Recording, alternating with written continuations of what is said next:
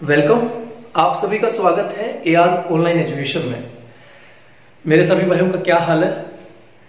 देखिए, अलग अलग टाइप के कमेंट आते हैं। एक छोटा सा कमेंट इस टाइप का भी आया कि मतलब कुछ विद्यार्थी था कि सर आप वीडियो में ही बोलते हो कि मेरे सभी भाइयों का क्या हाल है, तो बहनों का क्या हाल वाल पूछते नहीं हो या बहनों को बुलाते नहीं हो। तो अगर हम ये बोलेंगे कि मेरे सभी भाई बहनों का क्या हाल है, तो एक मोदी जी वाली फीलिंग आ जाएगी थोड़ी सी।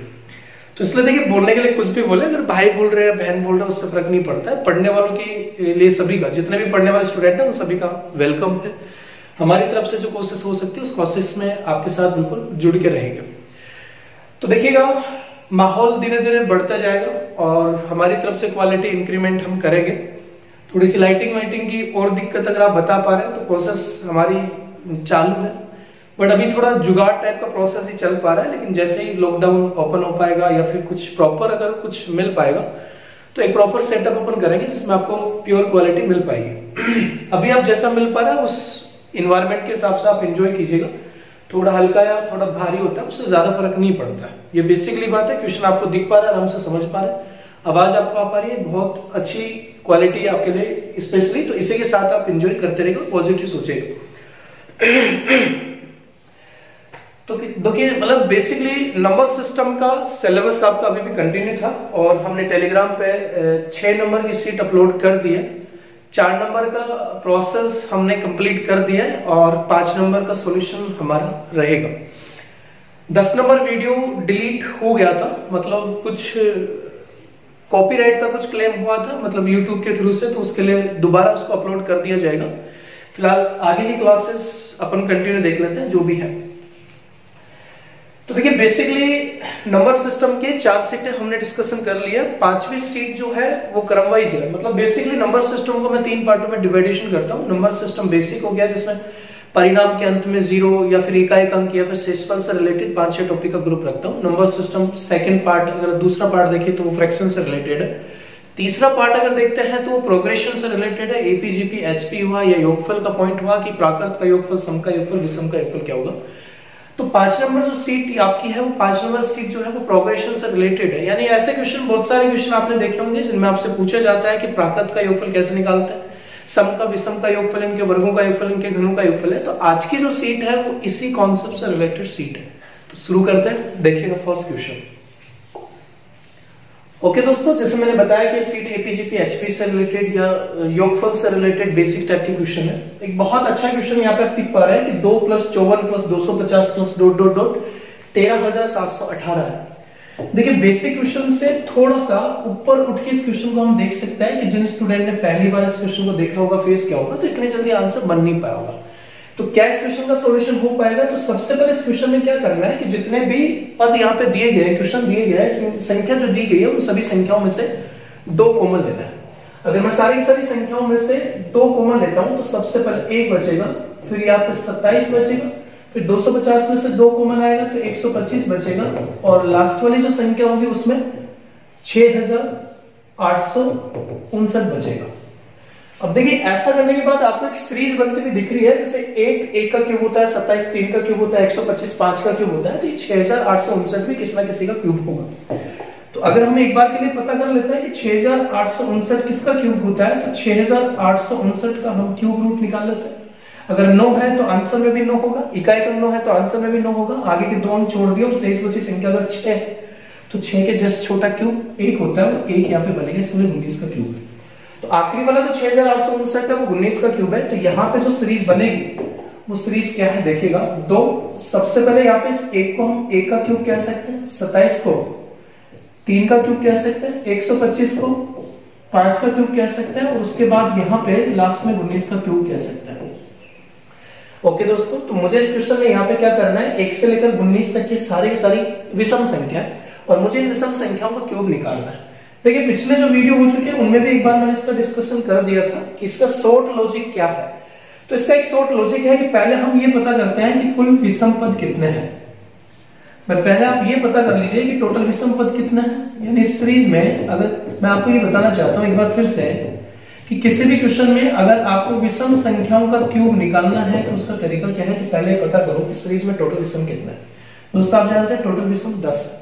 तो किसी क्यूब में विषम संख्याओं के क्यूब का योगफल निकालने के लिए दी गई सीरीज में जितने विषम पद होते हैं उनका स्क्वायर कर देता है, यानी कि जितने विषम पद है उसका स्क्वायर कर देते हैं। स्क्वायर कितना 100।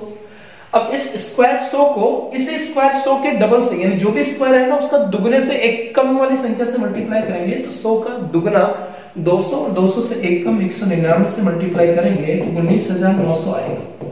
तो दोस्तों ये जो 19,900 आ गया वो इस विषम संख्या के क्यूब का योगफल होगा।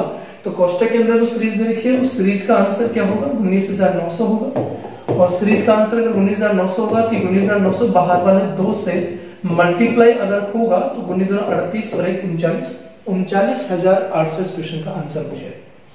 उम्मीद करते हैं पॉइंट समझ में आ चुका होगा। एक बार इस चीज को मैं बता देता हूं, किसी भी क्वेश्चन में विषम संख्याओं के घनों का अगर योगफल निकालना है तो उसका लॉजिक है जितने विषम पद होते हैं उनका स्क्वायर कर दीजिए और इस स्क्वायर को स्क्वायर के ही डबल से एक कम वाली संख्या से मल्टीप्लाई कर दीजिए, ऑलवेज आपको लॉजिकली आंसर मिल पाएगा। ओके दोस्तों, नेक्स्ट क्वेश्चन की बात करते हैं।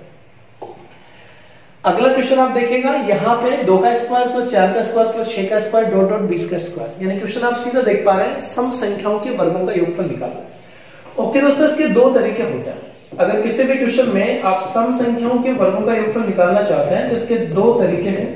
मैं दोनों तरीके से इस पॉइंट को क्लियर कर देता हूं क्या पॉइंट बन पाएगा। एक तरीका तो कॉमन लेके कर सकते हैं जो बेसिक तरीका है। आप जानते हैं सारी संख्या सम है तो सभी में 2 का फैक्टर होगा, और अगर मैं 2 कॉमन लूंगा तो ऊपर स्क्वायर है तो 2 का स्क्वायर कॉमन आएगा। तो यहां से 2 का स्क्वायर कॉमन आएगा तो बचेगा क्या 1 का स्क्वायर, 2 का स्क्वायर और लास्ट यहाँ पे 10 का स्क्वायर। अब ये जो कोष्टक के अंदर बना हुआ 1 2 3 4 10 तक है, मतलब प्राकृत के वर्गों का योगफल होगा। प्राकृत के वर्गों के योगफल के लिए n प्लस 1 और 2n प्लस 1 बटा 6 का लॉजिक हम यूज करते हैं। तो सबसे पहले देखिएगा, अगर मैं सीरीज का योगफल निकालना चाहूंगा तो ये सीरीज प्राकृत के वर्गों का योगफल और प्राकृत के वर्गों के योगफल के लिए n प्लस 1 2n प्लस 1 बटा 6 यूज करते हैं। तो यहाँ पे जब आप इसका कैलकुलेशन करेंगे तो सबसे पहले n का मान 10 होगा, और 10 इंटू 11 इंटू 10 दूनी 20 और 21 बटा 6, 3 दूनी 6 3 21 हो गया, 2 का भाग 5 और 7 पंजे 35 को अगर आप 11 से मल्टीप्लाई करेंगे तो 385 होगा। तो ये जो सीरीज के अंदर का योगफल है वो 385 है, और बाहर 2 का स्क्वायर है तो 2 का स्क्वायर 4 होगा और 385 ये होगा। तो दोनों को मल्टीप्लाई अगर मैं करूंगा तो 385 5 के 20 832 और 2 34 और 4 3 12 और 3 15, 1540 इस क्वेश्चन का आंसर होगा। दोस्तों ये तो इसका एक बेसिक तरीका हो पाया। अब आप इस क्वेश्चन को देखिए लॉजिकली तरीके से भी हैंडल कर सकता है। लॉजिकली तरीका देखिए, यहीं पे मैं कैलकुलेट कर सकता हूं सेकंड मेथड क्या है, समझे ध्यान से। अगर कोई भी क्वेश्चन देखो, एसएससी एक ऐसा एग्जाम क्रिएट करता है जैसे आपको पता है टाइमिंग की बहुत इंपॉर्टेंस होती है, हमें टाइमिंग को बचाना है। अगर कहीं भी बेसिकली अगर आपको सम संख्याओं के वर्गों का योगफल कैलकुलेट करना है तो सम संख्याओं के वर्गों के योगफल का शॉर्ट लॉजिक ये है कि जो आखिरी संख्या आपको दिख रही है 20, उस 20 से बढ़ते हुए क्रम में 3 बार काउंटिंग बोलेगा, यानी कंटिन्यू 3 बार संख्या लिखनी है। तो 20 इंटू 21 इंटू 22 और किसका 6 का भाग दे दीजिएगा। हालांकि इसको फॉर्मूला भी बना सकते हैं लेकिन ज्यादा फॉर्मूला याद होते नहीं है, लॉजिकली पॉइंट जरूर याद हो पाते हैं। तो बेसिकली आपको क्या करना है, अगर सम संख्याओं के वर्गों का योगफल निकालना है तो जो आखिरी सम संख्या है उसको लेकर 3 बार लगातार गिनती में संख्या लिखते हैं, उसमें 6 का डिवाइडेशन कर देता है। तो यहाँ पे जब इसका कैलकुलेशन करेंगे तो 30 21 होगा, 3 दूनी 6 और 2 का भाग देंगे तो 10 आएगा, 7 दूनी 14, 7 दूनी 14 एक 15 और 10 से मल्टीप्लाई होगा तो 1540 इस क्वेश्चन का आंसर होगा। यहाँ पे 1540 आप देख पा रहे हैं। तो बेसिक सॉल्यूशन के बजाय लॉजिकली सॉल्यूशन बहुत इंपॉर्टेंट है। अगर यहाँ 20 है तो 20 इंटू 21 इंटू 22 बटा 6, अगर यहाँ पे 18 होता तो 18 इंटू 19 इंटू 20, यानी लगातार 3 बार गिनती बोल के 6 का भाग देना है। अगर यहाँ पे 24 होता तो 24 इंटू 25 इंटू 26 बटा 6। ओके दोस्तों, नेक्स्ट क्वेश्चन की बात करते हैं। अब देखिए अगला क्वेश्चन जो यहाँ पे है उसमें एग्जाम में आया हुआ क्वेश्चन है, और उसमें ये दे रखा है कि 1 का क्यूब माइनस 2 का क्यूब प्लस 3 का क्यूब माइनस 4 का क्यूब।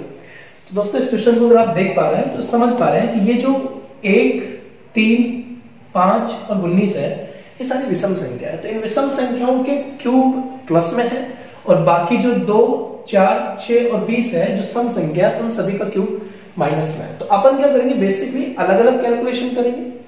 तो इस क्वेश्चन को हम डबल स्टेप में कैलकुलेशन करेंगे। तो सबसे पहले हम विषम संख्याओं का क्यूब निकालेंगे।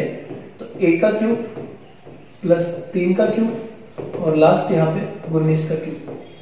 उसके बाद देखिएगा माइनस, सारी की सारी संख्याएं माइनस में है तो माइनस हम कॉमन ले लेंगे तो आगे प्लस हो जाएगा, यानी कि 2 का क्यूब 4 का क्यूब और डॉट डॉट डॉट लास्ट में 20 का क्यूब। बहुत आसान सा पॉइंट है, विषम के घनों का योगफल, सम के घनों का योगफल। दोस्तों ध्यान से समझिएगा, विषम के घनों का अगर योगफल निकालना है तो उसका डायरेक्ट लॉजिक है जो अभी हमने डिस्कशन किया था। तो यहाँ फिर से क्या है, 19 है तो कुल विषम पद कितने हैं, यहाँ पे टोटल विषम पद 10 है तो 10 का स्क्वायर 100 और 100 के डबल से एक कम 199 से गुणा करेंगे तो 19,900 इसका तो आंसर हो जाएगा। अभी पॉइंट में डिस्कशन कर चुके हैं पिछले क्वेश्चंस में। तो 1 से लेकर 19 तक की विषम के घनों का योगफल चाहिए, तो विषम के घनों का योगफल निकालने का तरीका है जितने सीरीज में विषम पद है उनके स्क्वायर को स्क्वायर के दुगने से एक कम वाली संख्या से गुणा कर दीजिएगा। अब ध्यान दीजिएगा, अब मुझे यहाँ पे क्या करना है, सम के घनों का योगफल निकालना है। दोस्तों सम के घनों का योगफल निकालने का एक सिंगल लॉजिक है और वो सिंगल लॉजिक है कॉमन लेके सोल्व करना पड़ेगा। तो सबसे पहले अपन क्या करेंगे, यहाँ से कॉमन लेंगे। जैसे अभी मैं कॉमन का डिस्कशन मैंने किया था तो कि सारी की सारी संख्या सम है, तो यहाँ पे कॉमन क्या आएगा, 2 आएगा, लेकिन ऊपर क्यूब लगा है तो 2 का क्यूब कॉमन आएगा। अब 2 का क्यूब अगर कॉमन आएगा तो यहाँ पे 1 का क्यूब, 2 का क्यूब और लास्ट यहाँ पे 10 का क्यूब बनेगा। देखिए 2 का क्यूब क्या हो जाएगा, 8 हो जाएगा। बट यहाँ पे कोष्टक के अंदर एक सीरीज बन रही है जो क्या है, 1 से लेकर 10 तक की प्राकृत के घनों का योगफल। दोस्तों प्राकृत के घनों का अगर योगफल निकालना है तो उसका फॉर्मूला होता है n+1/2 का होल स्क्वायर। तो जब हम n+1/2 के होल स्क्वायर से कोष्टक के अंदर प्राकृत के घनों का योगफल निकालेंगे तो n का मान कितना होगा, 10 होगा। 10 × 11/2 का होल स्क्वायर और यहाँ पे 2 का भाग दिया 5 और 11 × 5 55 और 55 का स्क्वायर 3025 हो जाएगा। ओके, अब 3025 जो हमने कैलकुलेट किया, ये 3025 क्या होगा, मल्टीप्लाई होगा किससे, 8 से। तो 8 × 3025 और ये 24,200 हो जाएगा। अब आप दोस्तों ध्यान दीजिएगा, जो विषम के घनों का योगफल था वो 19,900 था और जो सम के घनों का योगफल है वो 24,200 था। तो जब इनका अंतर करेंगे तो 19,900 यानी मान लीजिए 24,000 में 20,000 गया, 4,200 बचा, लेकिन 100 कम करेंगे तो बेसिकली बात है 4,300 बचेगा। तो इस क्वेश्चन का जो आंसर आएगा एक तो नेगेटिव आएगा और नेगेटिव आंसर भी कितना आएगा, 4,300 आएगा। तो कुछ भी नहीं, क्वेश्चन सिंपल है, बस 2 सीरीज को प्लस या माइनस में करके क्वेश्चन बनाया गया। एक सम के घनों का योग, एक विषम के घनों का योगफल और एक सम के घनों का योगफल। ध्यान रखिएगा, विषम के घनों का योगफल इजी है, जितने विषम पद है उनके स्क्वायर को डबल से एक कम वाली संख्या से गुणा करें। सम के घनों का योगफल निकालना है तो हमेशा 2 का क्यूब कॉमन लीजिएगा और उसके बाद प्राकृत के घनों के योगफल के लिए n+1/2 का होल स्क्वायर का फॉर्मूला हम यूज करते हैं। ओके, उम्मीद है क्लियर हो पाया होगा। नेक्स्ट क्वेश्चन की बात करते हैं।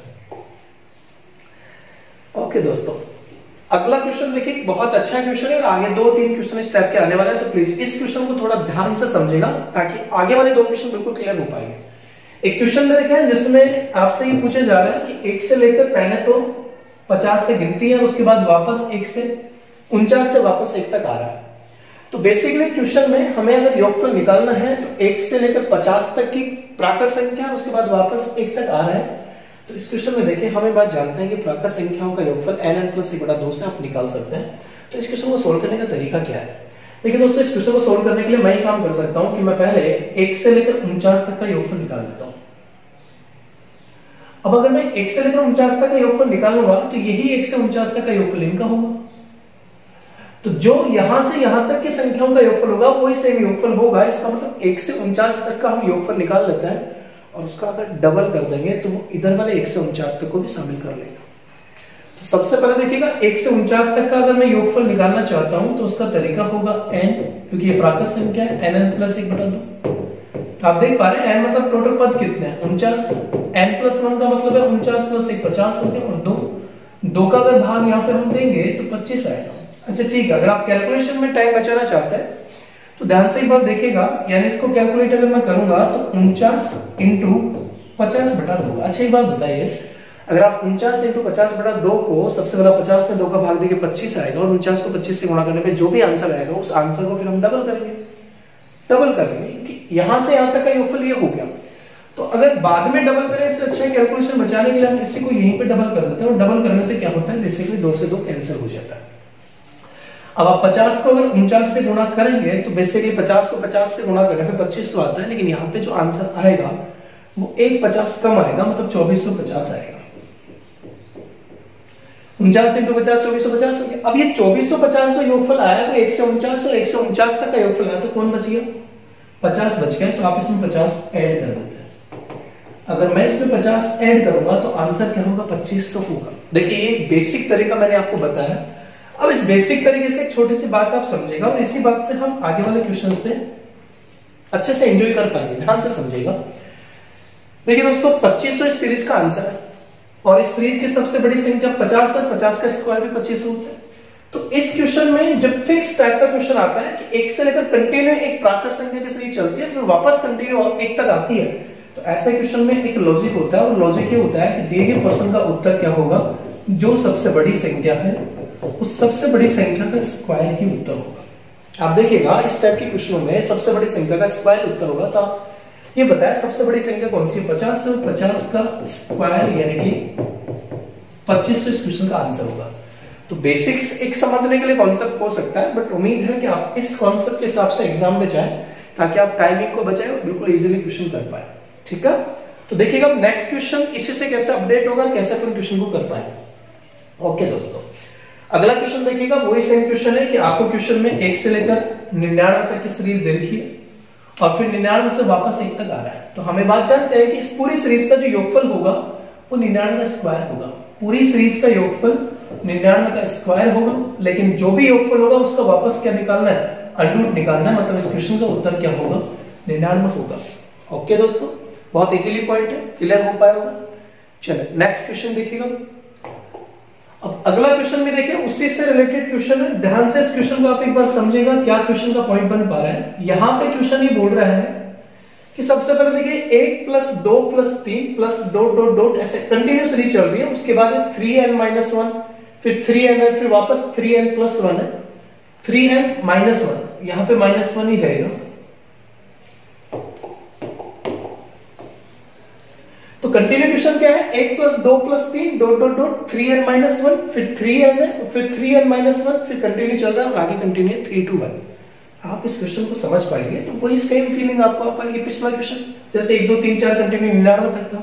तो बेसिकली जैसे ये 99 था वैसे ही जैसे ये 99 है वैसे ही ये 99 से 1 कम है और इसी प्रकार वापस से 99 से 1 कम होते कंटिन्यू 1 तक आ गया। तो पिछले क्वेश्चन में जैसे आप देख पा रहे हो ऊपर अंडर रूट लगा रखा था तो आंसर 99 आएगा। तो मैं कह सकता हूं इस सीरीज का जो उत्तर होगा वो क्या होगा, 3n होगा। बट यहां पे बता पा रहा है कि इसका उत्तर 120 है, तो 3n जो होगा वो 120 के बराबर होगा और यहां से आप 3 से अगर डिवाइडेशन करेंगे तो आंसर क्या होगा, 40 होगा। 40 इस क्वेश्चन का आंसर बनता है। ओके, तो आने वाले एग्जाम में स्टेप से अपडेट होंगे क्वेश्चन एग्जाम में बन सकता है, उसके थ्रू आप आंसर निकाल पाते हैं। चलिए दोस्तों नेक्स्ट क्वेश्चन की बात करते हैं और इस क्वेश्चन में देखिए काफी दिक्कत आपको आ पाई होगी कि यार क्या क्वेश्चन है, कैसे बन पाएगा। तो एक बात ध्यान रखिएगा, क्वेश्चन क्या है। सबसे पहले तो क्वेश्चन ये बोल रहा है कि अंडर रूट 1 वाली संख्या 100 बार है, यानी 1 वाली अंक संख्या जो है, अंकों वाली जो संख्या है उसमें 1 वाला अंक 100 बार है और यहाँ पे जो संख्या है उस संख्या में 1 2 वाला जो अंक है वो 50 बार है। उसके बाद दोनों का अंतर हो रहा है, अंडर रूट है, तो पूछ रहा आंसर क्या होगा। आंसर में ये है कि 3 वाला अंक कितनी बार हो पाएगा। जैसे मान लीजिए इसको कुछ भी मान लीजिए आप 10 बार मान लीजिए, 10 बार होगा या 50 बार होगा या 100 बार आंसर बन पाएगा। ओके, ऑप्शन से कोई दिक्कत नहीं है। देखिए इस क्वेश्चन का कॉन्सेप्ट क्या है, ध्यान से इस बात को समझिएगा। ऐसे क्वेश्चन तभी सोल्व हो पाता है जब अपन समझ पाते हैं क्वेश्चन में क्या है। तो बेसिक तो करने का कोई मतलब हो नहीं पाएगा। तो इस क्वेश्चन का कॉन्सेप्ट क्या है इस बात को समझिएगा। जैसे मान लीजिए 1 अंक वाला 100 बार है और 50 बार है, तो ठीक आधे अंक होगा। पहली संख्या में और दूसरी संख्या में जो अंक है उनका रेशियो बिल्कुल आधा रहेगा। तो मान लीजिए एक बार के लिए कि पहली संख्या में 1 वाला अंक 2 बार होता, पहली संख्या में 1 वाला अंक 2 बार होता और दूसरी संख्या में 2 वाला अंक 1 बार होता, तो दोनों का जो अंतर आता वो 9 आता। 9 का अगर मैं अंडर रूट करता तो आंसर 3 आता। ठीक है, नेक्स्ट अगर मैं एग्जांपल लेता हूं कि मान लीजिए पहली संख्या में 1 वाला अंक 4 बार है और दूसरी संख्या में 2 वाला अंक 2 बार है, तो बेसिकली इनका अगर मैं अंतर करूंगा तो इनका अंतर 1089 आएगा और 1089 का अगर अंडर रूट करूंगा तो अंडर रूट 33 आएगा। कंटिन्यू चलते जाएगा। जैसे मान लीजिए पहली वाली संख्या में 1 वाला अंक 6 बार होता और दूसरी संख्या में 2 वाला अंक 3 बार होता, तो इसका आंसर जो बन पाता वो 980। ओके, देखिएगा सबसे पहले 11 में से 2 घटेगा, 9 बचेगा, उसके बाद 8, उसके बाद फिर से अगेन 8 होगा, 0 1 1 होगा, यानी 110 889 आता। अगर आप इसका भी अनरूट करेंगे कैसे भी, तो बेसिकली यहाँ पे 333 आता, यानी 3 वाला 3 बार आता। तो इस प्रोसेस से मैं एक बात समझ सकता हूं कि जब पहली वाली संख्या में एक वाला अंक 2 बार होता है, दूसरी संख्या में 2 वाला अंक 1 बार होता है तो उत्तर 3 आता है। अगली बार जब 4 बार 2 बार होता है तो उत्तर 33 आता है, या फिर 6 बार या 3 बार होता है तो उत्तर 333 आता है। तो यहां से एक बात हम कैच कर सकते हो, क्या है कि दूसरी वाली संख्या में अगर 2 वाला अंक 1 बार है तो उत्तर में क्या होगा, 3 वाला अंक 1 बार। अगर दूसरी वाली संख्या में 2 वाला अंक 2 बार है तो उत्तर में भी 3 वाला अंक 2 बार ही होगा। ऐसे ही दूसरी वाली संख्या में 2 वाला अंक अगर 3 बार है तो उत्तर में भी 3 वाला अंक 3 बार होगा। ओके, तो यहां पे अगर क्वेश्चन में पहले वाली संख्या में 1 वाला अंक 100 बार है और दूसरी वाली संख्या में 2 वाला अंक 50 बार है तो उत्तर हमेशा उत्तर में जो अंक होंगे वो भी दूसरी वाली संख्या के अंकों के बराबर ही होंगे। तो इसका मतलब दूसरी वाली संख्या में अगर 2 वाला अंक 50 बार है तो उत्तर में जो आंसर रहेगा उसमें भी 3 वाला अंक 50 बार होगा और बी ऑप्शन इस क्वेश्चन का राइट आंसर बन पाएगा। ओके दोस्तों, एग्जांपल के थ्रू इस बात को आप समझ पाएंगे। फिक्स टाइप का क्वेश्चन है, कोई ज्यादा टिपिकल क्वेश्चन इसको बिल्कुल भी ना मानेगा। चलिए नेक्स्ट क्वेश्चन की बात करते हैं। अब देखिए अगला जो क्वेश्चन है वो पिछले कॉन्सेप्ट से रिलेटेड ही क्वेश्चन है। अब की बार क्वेश्चन ये बोल रहा है कि मान लीजिए पहली वाली संख्या में 1 वाला जो अंक है वो x बार है, ठीक है, और दूसरी वाली संख्या में 2 वाला जो अंक है वो y बार है। तो आंसर जो आ रहा है, आंसर में आप देखिएगा 3 वाला जो अंक है वो 3 3 6 9 10 बार है।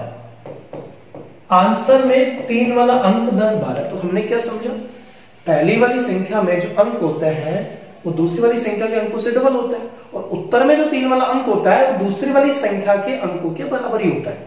तो अगर उत्तर में 3 वाला अंक अगर 10 बार है तो इसका मतलब दूसरी वाली संख्या में 2 वाला अंक भी 10 बार होगा। तो इसका मतलब y का जो वैल्यू होगा वो 10 होगा। अब अगर दूसरी वाली संख्या में अंक का मान 10 बार है तो पहली संख्या में डबल होता है। इसका मतलब अगर y का मान या इस संख्या में 2 वाला अंक अगर 10 बार है तो पहली संख्या में 1 वाला जो अंक होगा वो 20 बार होगा। इसका मतलब x का मान 20 होगा। ओके, सिंपल क्वेश्चन है।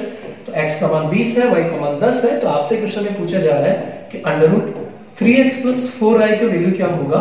तो बेसिकली आप देखिएगा √3y का मतलब 60 हो जाएगा, 3x का मतलब 60 हो जाएगा क्योंकि x का मान 20 है तो 20 के 60 प्लस 10 चौक 40 और इसका मतलब है कि √100 आंसर क्या हो पाएगा, 10 आंसर हो पाएगा। ओके, तो इस क्वेश्चन का आंसर 10 होगा। ओके दोस्तों,